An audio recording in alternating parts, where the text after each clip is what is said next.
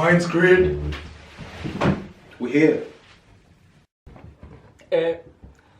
Miss a day, yo. Daylight come by, me want go home. Oh, I feel full after that.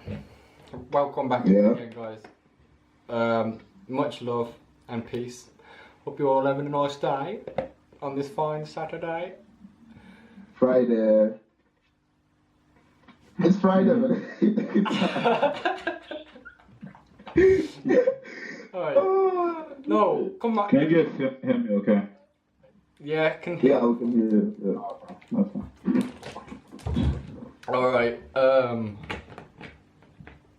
last time, no, how should I even open up this? Okay, I'll just stop chatting shit. Alright then, so here's, okay, welcome to mindscreed again. We've got TK, and the one and only, the mind of gold, the gold mind, the what's that word called? Abundance. The abundance of positive mental attitude and the creator. By creator. Oh, sorry for that burp. I just ate some food. Mobu! Hello guys. It's good to have you on again. It's good to have you on again. You alright? Yeah, I'm fine. Thank you for having me again. I've been looking forward to this, and so I was called back again by TK. Of course, we had to have Mobu back on. Come on. Yeah. Yeah.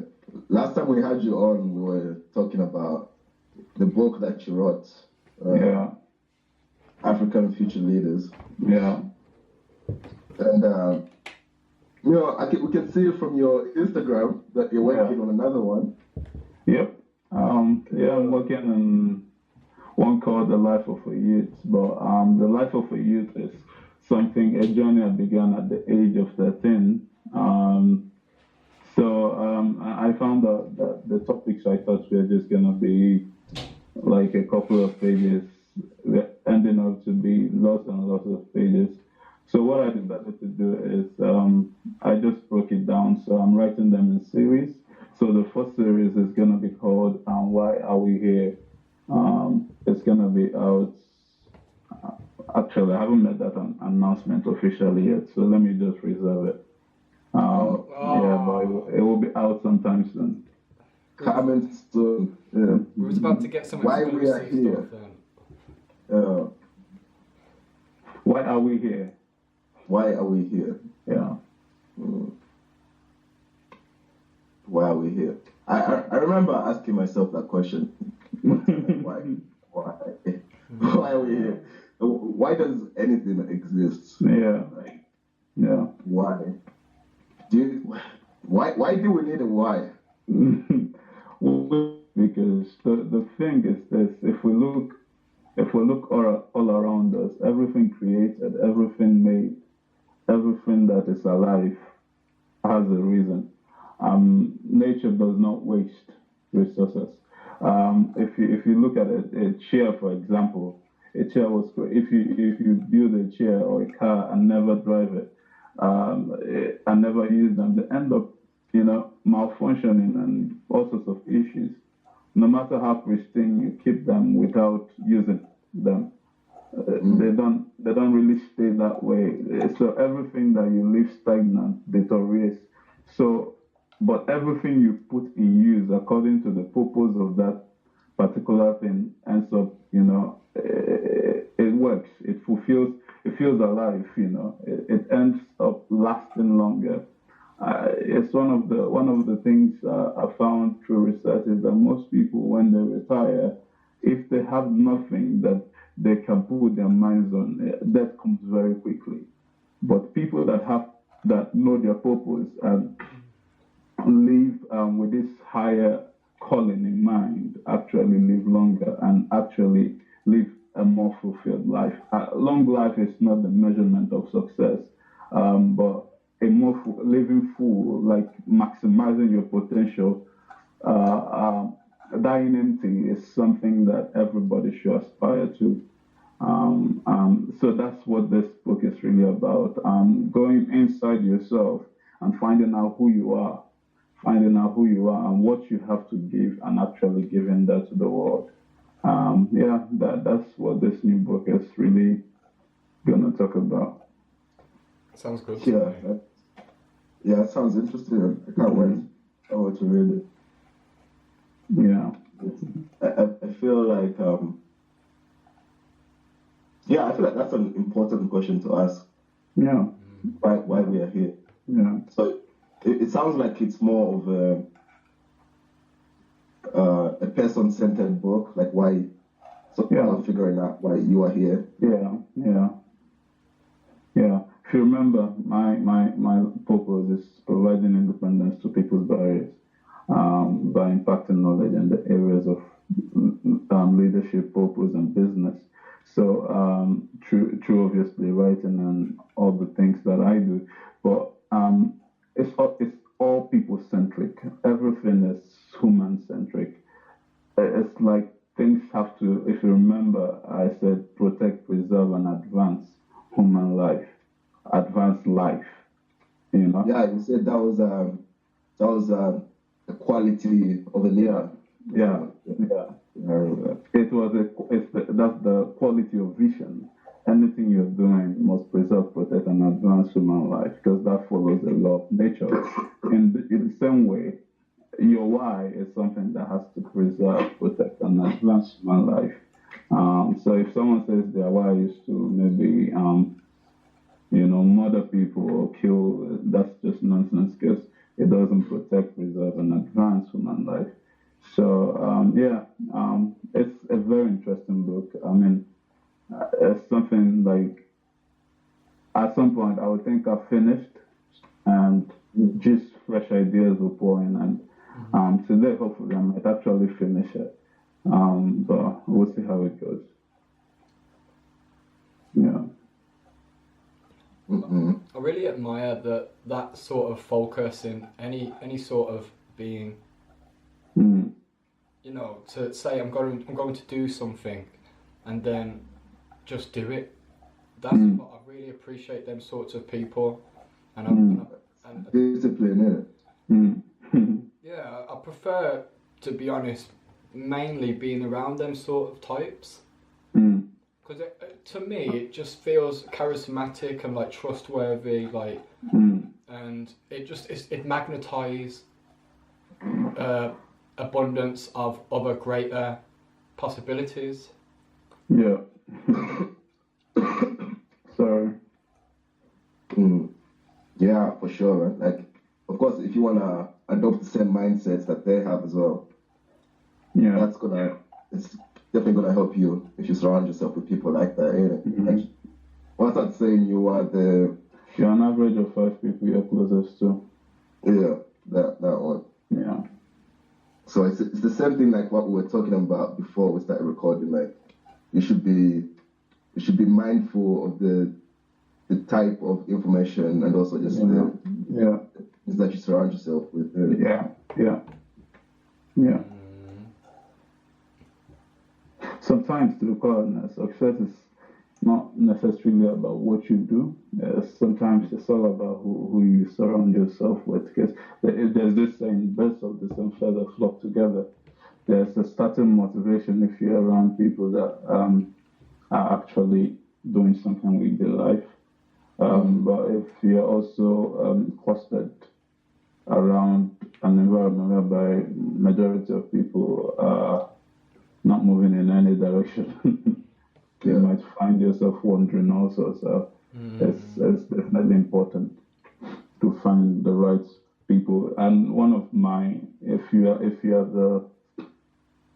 the best amongst your friends, you have to look for new friends. Do you understand? If you're the best among your friends, you have to look for new friends, because at every point in time, make sure that you're around people that you can learn from. If you're the one that's always giving the advice, find a new set of friends.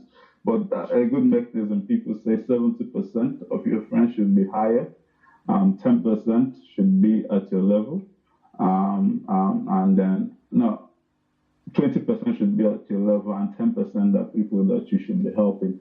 So it's I think like that's that. I really like like that. that too. Yeah. It's like it's not just restricting yourself to like what you think Yeah. successful people, Yeah. but it's like leaving yourself open to like to see like okay, this guy is at quote unquote at the bottom. Yeah. So you're like okay, maybe I can see that I don't want to be there, or like maybe I was there, so like maybe try to empower them, or or move on, or like find new friends, like you said. Yeah. So I feel like it's important to like surround yourself with people who you wanna be like, but also be aware of the people that are around you that you don't want to be like, and also like, just learn from that as well. Yeah, just know the why of everybody around you. Basically, know why.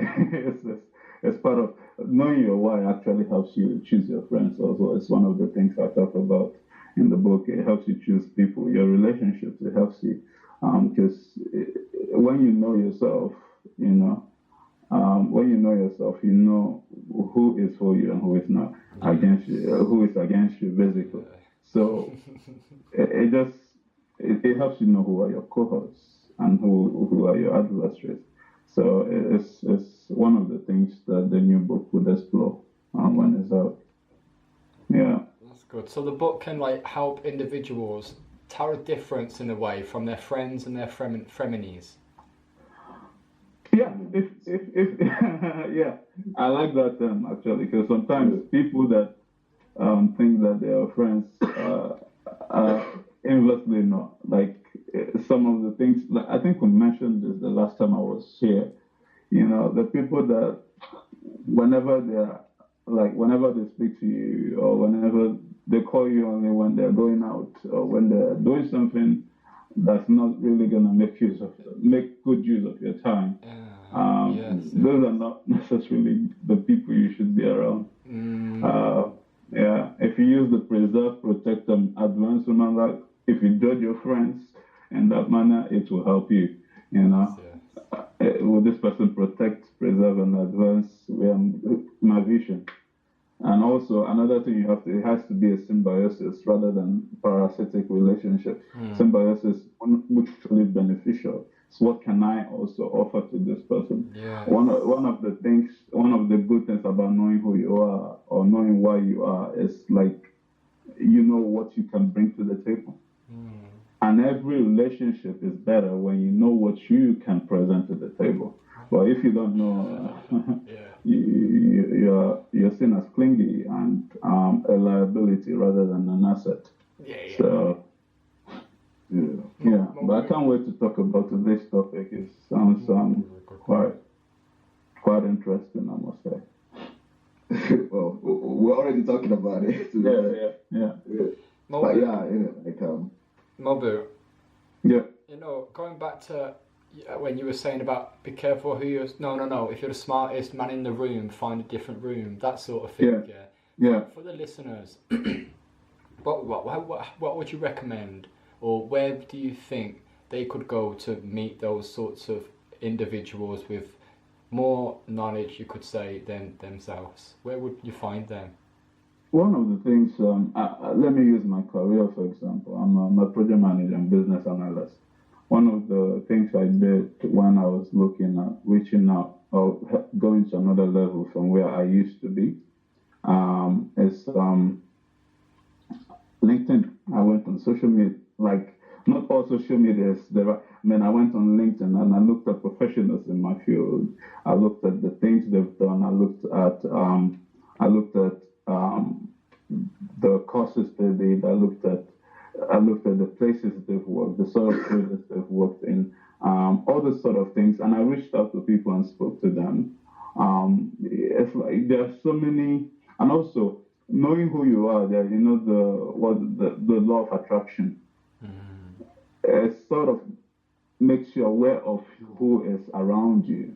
In a way, you just people that are relatively working in your path gravitate to you. Information that are along your way that are leading to you. It's just like, you don't really notice highway signs or like signs to a place unless you are specifically going to that place.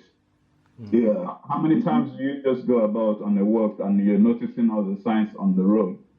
But when you're actually in desperate need of getting to that place, you suddenly, it's like you see all the signs on the road. Do you understand? That's because your eyes was in search of it. In that same way, if you're heading in the right direction, if you found yourself, the first key is finding yourself. Because you can't find yourself through others. Yeah. We're only blind to the extent that we wish to be. Many people, we're only blind to the extent we wish to become. And Exactly. But the majority of us wish to stay blind because a lot of the so-called truth, hurts. And it's enough to turn a man insane. I agree with what you're both saying. Well, when you said that, noticing the signs, it reminded me of what Jordan Peterson said. Like you see what you aim at, innit? So if you don't have a clear aim, you can't really hit the target. Yeah. You said you can't find yourself in other people. Yeah. I kind of disagree with that. I partly disagree with that because to some extent we do find ourselves in other people. Like that's how we. I feel like that's how we make friends. Let me explain that. When you know yourself, when you know who you are, right, then you can identify other people who are like you and who are heading to sort of the same destination, or around the same destination as you. But when you do not know who you are, anything you copy is a photocopy, it's not an original. All right, yeah. Do you understand me? So would you rather be an original, live your life as an original, or would you rather be a photocopy? You know, you can never successfully be someone else. Can't.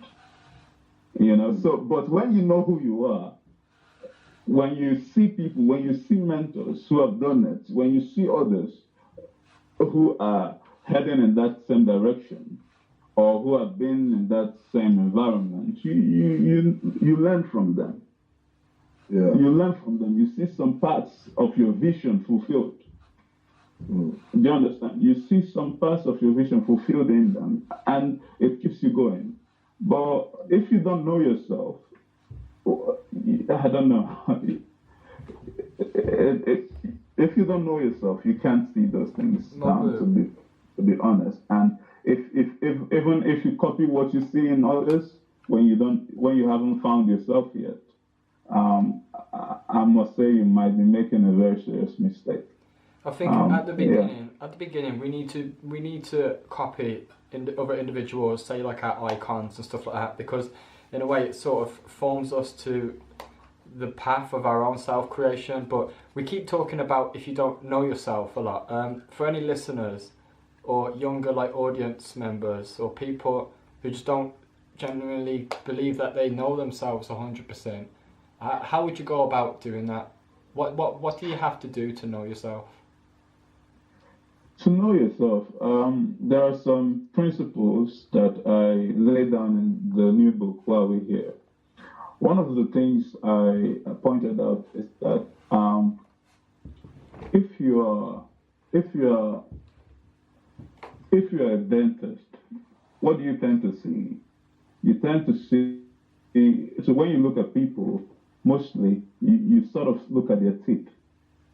Yeah. Do you understand me? If a good mechanic hears the sound of an engine in a car and can tell what the problem could be, so sometimes the problems you gravitate towards, the things that for me, one of the ways I know the people I'm called to or who I'm called to is whose ignorance like really gets to me.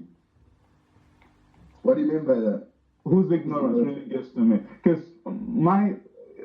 for example, when I talk about let's say African future leaders or like businesses, or when you're around me, it's almost like I can see your potential. I can see you doing a lot more. But when I see you being satisfied with where you are, I don't know if you've ever been around me, you'll see that it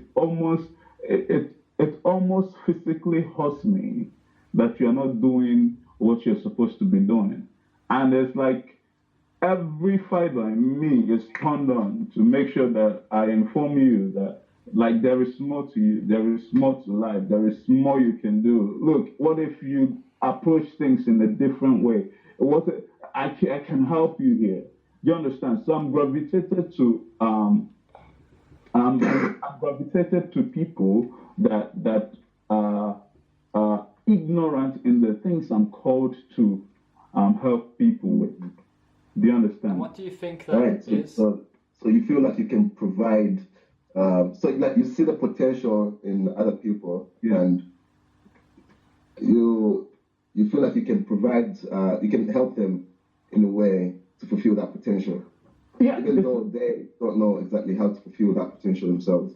Yeah, it's like, for example, let me give you an example. I had a friend who was a colleague who was working with me on a project, and I've been speaking to this friend about how they are so afraid to approach things, and this guy did not quite understand what I was saying, and luckily. And we were walking towards the door. He had a huge luggage to carry, but I didn't. So I took the narrower door, and he had to take the wider door. Now, this wider door was an automatic door, but he did not know. So I had already gotten in, and he was standing there waiting for me to open the door for him. Do you understand? Yeah, he was waiting for me to open because it's he was waiting for me. It's like a massive gate. He was waiting for me to open that gate. Whereas it had only gotten closer to that gate, the gate would have opened by itself.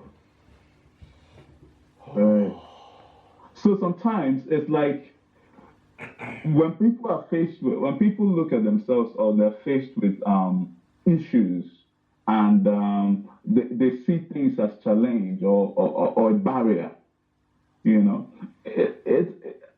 sometimes because of some of the things I've been through, some of the things I've studied, I have a consciousness that there is always a way through. You know, but that's not something that has gotten through the minds of a lot of people. People still see things as barriers. Do you understand me? And if what I did, I came out and I walked towards the door, towards the gate, and the gate opened. And this guy, I think that said everything I was saying to him in another form. Do you understand? Because he was able to see that if only he moved 1 inch further from where he was standing. Do you understand? That gate would have opened. And sometimes that is where a lot of us are in life. If only we tried a little more. If only. There's something my mentor said. He said mediocrity has made anyone that does a little more a genius. Where's this mentor? What's his name and phone number? Mediocrity has made everyone that does a little more a genius. And you find that true in our society. Everybody is just average and satisfied with being average. They're complacent. Yeah. And anybody that does a little more, spends 30 minutes more time just trying to achieve something, is classed as a hugely successful person. Do you understand? Do you think it's just because they're going past their conditioning? Exactly. Exactly.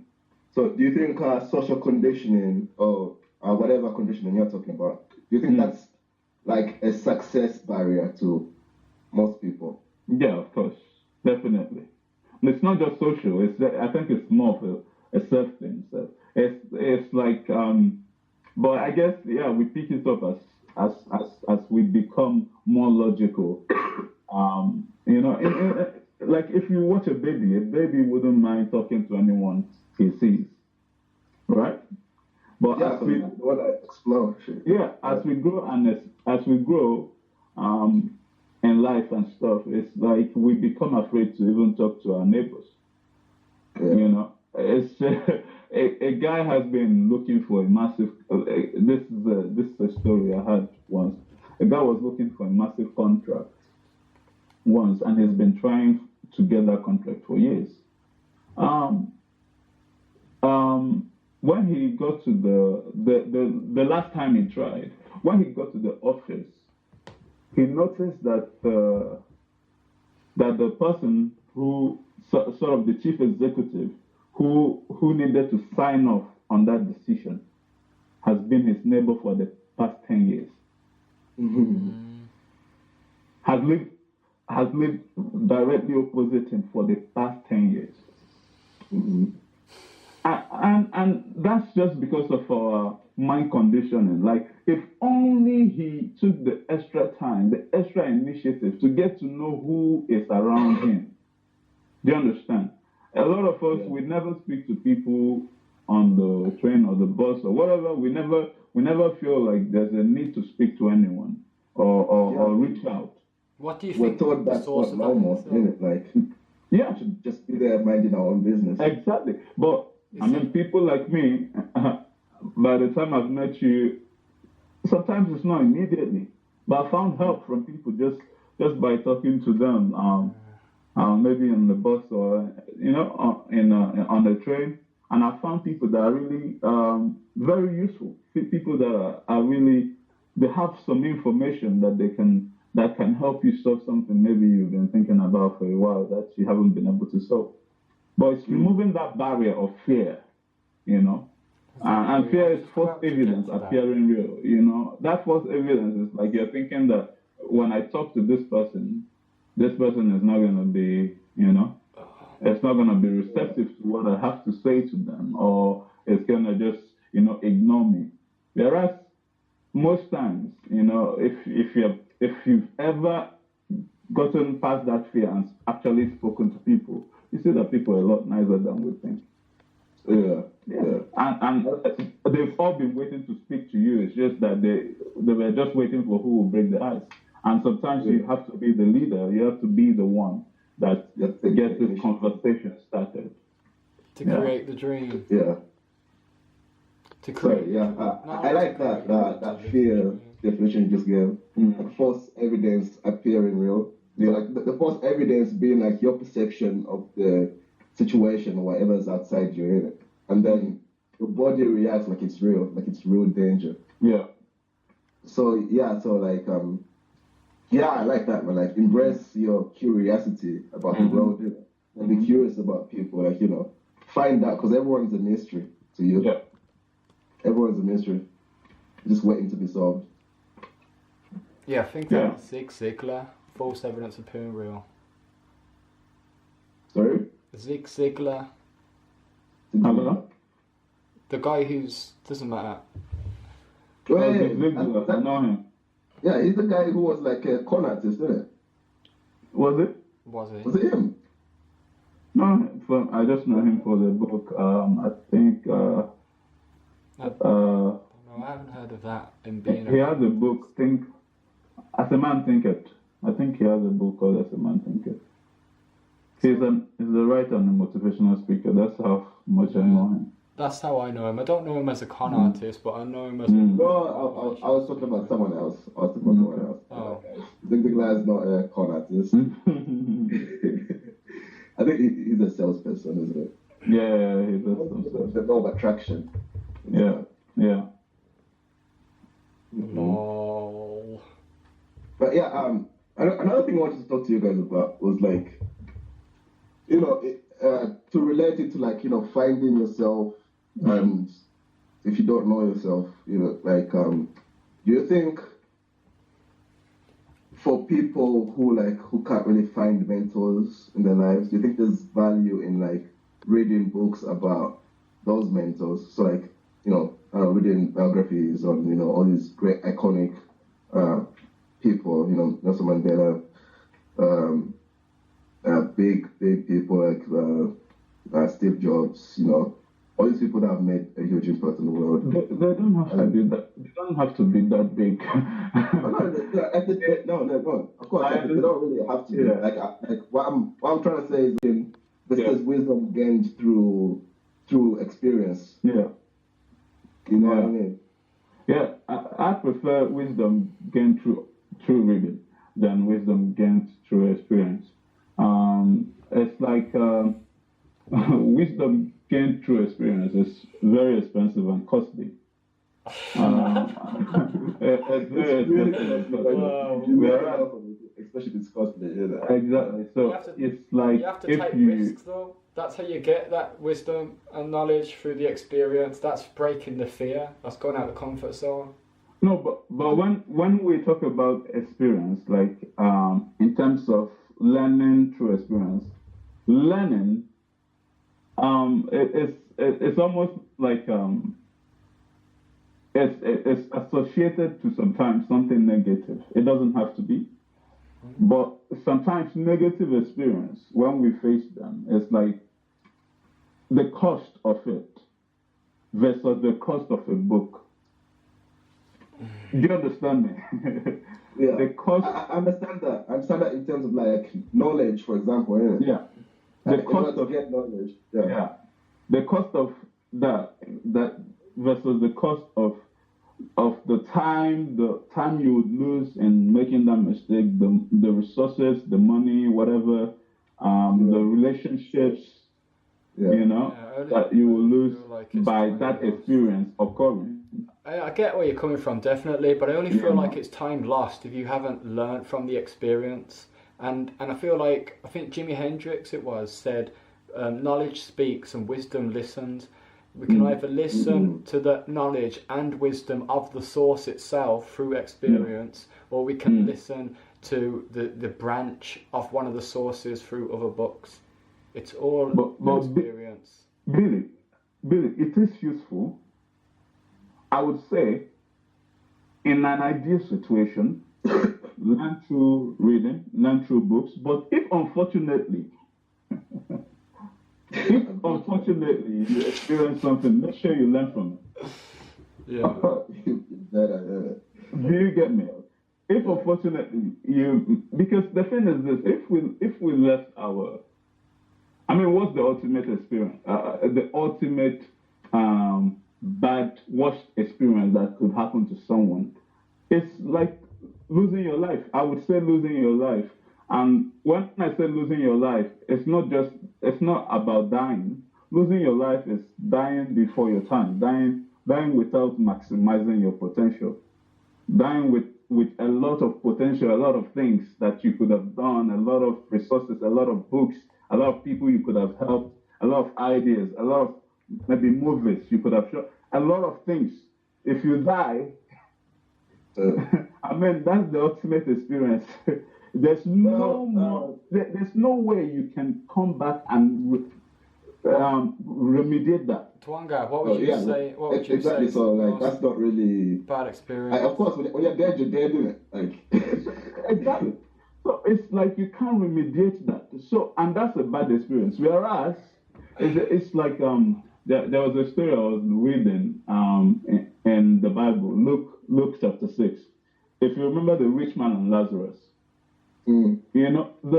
at some point, Luke 16:27, it said the rich man is talking now.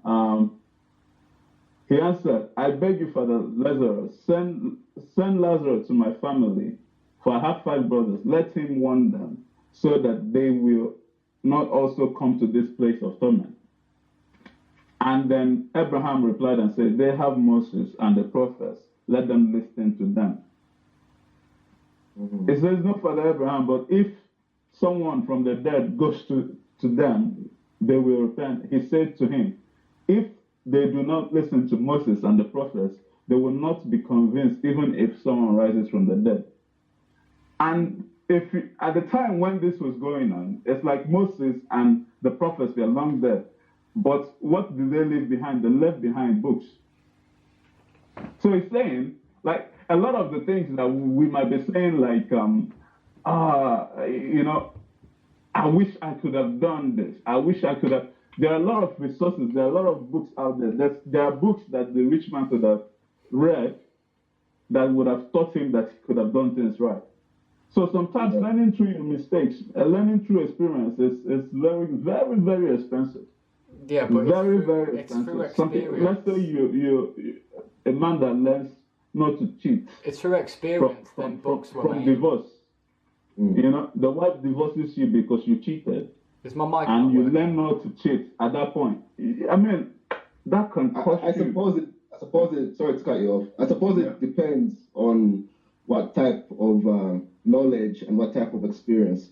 So, for example, if you want to learn about the molecules of a cell, instead of you going to do the research, oh no, forget that. How to start a business. Instead of you actually starting a business and then failing, you could like go to these resources, these books that are like, okay, these are the steps to take to start a business. Isn't it? Like I've been like the person writing the book has put like years and years of his experience into this little short book that for you to read in it. So it saves you time in that way. But let's say, for example, now, like on a personal level, you know, on a personal level, like you just gave this example, divorce, you know. You're not gonna learn from a book about how not to get divorced. You can learn how to like maybe to make it less likely. You can learn the principles. You can learn from a book the principles of how to be a man, like the things you should do, the things you should not be doing. Cheating, for example, is a very apparent thing that even the most lame man on the street would know that cheating on your wife is not something right to be doing. We know this. Do you understand? We know this. We've been told this. There are lots and lots of books that talk about faithfulness. So if you refuse to learn from them and you go and you're unfaithful to your wife, you understand me? And she leaves you, the consequences are going to be on you, you know? And sometimes there are no ways to remediate that, you know? Yeah, I suppose it's like, you know, it's an integration of both then, isn't it? Like you read the books and then say you make the mistake, for example, then you'll be like, I remember that book taught me don't do this. Like, okay. Next time, that's not going to happen. Yeah. I bet you're probably going to make that mistake again. That's why I said, ideally, learn from the books. But if unfortunately you make the mistake, make sure you learn from it. Mobu. You understand? Mobu. Yeah. Oh, my mic's working. I can hear you. Hello? If you could give one thing, of how to know yourself, what would it be? One thing of what? One pointer, to how to know yourself, what would it be? One pointer of how to know yourself. One like I would say date yourself first before you date anyone else. And how would you go about doing that? I think that's a good way to put it. How would you go about dating yourself? Dating yourself as well. Just spend time getting to know yourself. Take yourself out. Enjoy your own. What's it called? Your own company. How would you do that for someone who doesn't know how to do that? It's like some people, they just need maybe TV, internet, Instagram, something to be really happening. I would say just spend time, just turn off everything, spend time, just yourself. Go on a walk, think, explore by yourself. Just look at the world from your own dimension. Be fine. Look, until you're fine with yourself, but until you're complete in yourself, you can never be of any value to someone else. Good advice. TK, what about you? If you could give one pointer how to know yourself, what would you give? It's gonna kind of be the same thing as what you just suggested. So like self-awareness, like in order to like have some self-awareness, like meditation, like that's that's a way I've found to be okay with myself and to enjoy my own company. And this can be done in like a lot of activities. Like for me, it's actually, I do it in two ways. One is I draw, and the other is that I just sit down and meditate for like a couple of minutes. I think that's really helped me. Definitely. What about you? I'd say go all out, 100. If you know you need to become a better person, put yourself in a position where you're not able to retreat. Go homeless, make yourself homeless. Obviously research before you go out there. Research on what you need to do to survive. Have your camping tent, all of that, and just go to a forest in the middle of nowhere and stay there for a few months, and then watch what happens when you come back. Watch, just do that.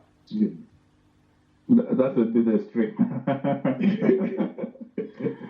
Okay. Depends on how bad you want it, though. You gotta want it as much as your next breath. Otherwise, don't bother. It's giving yourself no other choice.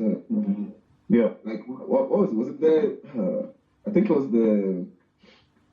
There was a US soldier that bent the boats on the bridge. Yeah. Yeah.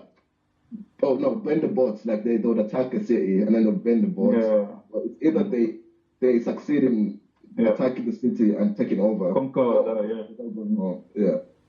Conquer, Yeah. Conquer or be conquered. Yeah. That's what's gonna happen. If you don't conquer yourself, someone else will conquer you. That's how life is. It's a concrete jungle. Yeah, that's one of the things also I wrote on the book. If you don't know what you're supposed to be doing, someone will give you what to do. Exactly. Mad. Instead of you living your dream, you're living someone else's dream. That's exactly. Yeah, so please. No, you're serving. The living makes it sound good. You're serving someone else's dream. There's nothing wrong with that, but if serving someone else's dream is part of your focus, like me, helping people become better. Do you understand? That's part of my vision. Yeah. So if I'm serving someone, but if you unconsciously, if you don't know what you're doing and you're just there, it might be part wandering of the journey, through the world, right? That's not a good place to be. That might be. Sorry, Billy. It might just be part of the journey, though, right? Because sometimes you need to do a job. That's what I was just saying. In order to find like what you need to be doing, though, so don't be too hard on yourself if that's where you find yourself at the moment, because it's all part of the journey. And this sounds. Sorry, TK. This sounds very, very cliche, but who gives a shit? I don't. It's not the destination. It is the journey. Trust me. It's really, really, really true. The journey is the destination itself. Yeah, and I must clarify. Yeah, finding yourself is definitely not a day's job. It's an exposition. It's an exposition of who you are. It's not something that just you don't just share it or it doesn't just occur. It's not an incident. It's an exposition. And that can take a while, but it's something that you should always make sure you're working towards. It should be there should be a consciousness about it, an intent of really, let me find who I am and what I'm supposed to do on this earth. Yeah, true talk. That is true. I really hear that and I really resonate with that sort of stuff, because when we do it for ourselves, we're not only doing it for ourselves, we're doing it for the generations to come, our family, grandchildren, the culture, everyone. We're doing it for everyone. And we're carrying the legacy on. If investing in yourself is invested in the future, then and others. It's mad like that. Investing in yourself is investing in others. And then we carry the legacy of Marcus Garvey, King Selassie, Bob Marley, and I can go on and on and on and on. That's pursuing what they wanted, and they wanted. I'm just going to guess that they wanted love and self-love. So it's all, much love. Yeah. So guys, thank you for having me today. It's been a blast as usual. Yeah, I was just about to say, yeah, like when you're in the end of the podcast, we should do this again, especially after Yeah, because you're in the process of writing this series of books as well. Yeah. Looking forward to that for sure. Yeah. So basically, like I remember you told me you are looking to write like a book a year. Yeah. Yeah, I like that. I write that. That's the one. Where can people find you, bro? Online, LinkedIn, Mobu Berando, Facebook, Mobu Berando, The Lightwaves, Instagram, The Lightwaves, YouTube, The Lightwaves. Yeah, let's take this message to the web, to the media, true media. Let's get it to the air, to the airwaves. Yeah, boy. Yeah. All this is gonna be in the description. Yeah. Like something good. And you can also find me on mindscreed, by the way. Just That's good. Smart guy. All right. Well,